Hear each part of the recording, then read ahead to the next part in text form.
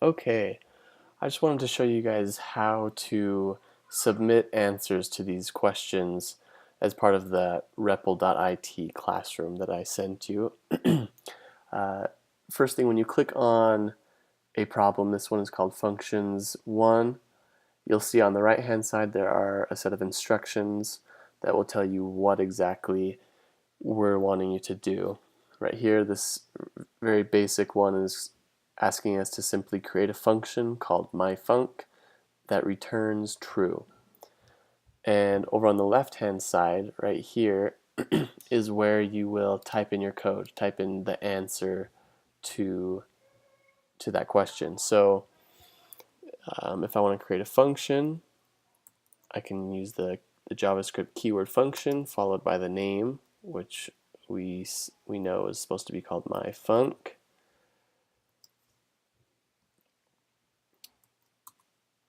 Make sure we have the parentheses and the curly brackets, and then inside of the function all it's asking us to do is return true. So once we have done what it's asked us to do, some of you may have tried this already and clicked this run button, and you'll see down below it just says undefined. And the reason for that is when you click the run, it will run whatever code you have typed out here. And in this situation, all we have done is defined our function. So this is basically just a variable here. We're not having our code do anything. If I wanted to see the result of that, I would have to invoke the function like so. And now if I hit run, you'll see it returns true because we defined the function and then we invoked it. The instructions only ask us to create the function, so we don't have to invoke it. If we want to see if we passed this question, what we would do is right here next to the run button there's an arrow, and I would click that and I would see this option called run tests, and then after clicking run tests, this pop-up appears and it says that I passed, and you'll see these green check marks. Now if I did not pass, like if I misspelled my func and hit run tests, you'll see they are red. And if I click on one of these errors, it gives me a little bit more detail.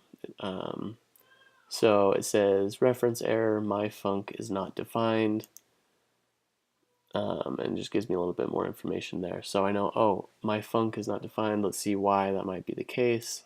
Oh, I left off the C here. And then you can click run tests again and it will pass. You know, in the instructions it says to return true. It doesn't say anything about a string, so if you have it return the wrong data type, it will also fail. So now myfunc exists, but it did not return true. Couldn't click on more information, and it said expected the string true to be the Boolean true. So now you can go back and troubleshoot and fix things that way. So now, once everything is passing, I think yours will look a little bit different than mine, perhaps. I'm in the teacher's view, but you should see an option to submit. So whether it's here in this pop-up or right here, if you click submit, oh, there we go, and then here's the option to submit. And then that will grade it and record that you have completed this problem. And that's it.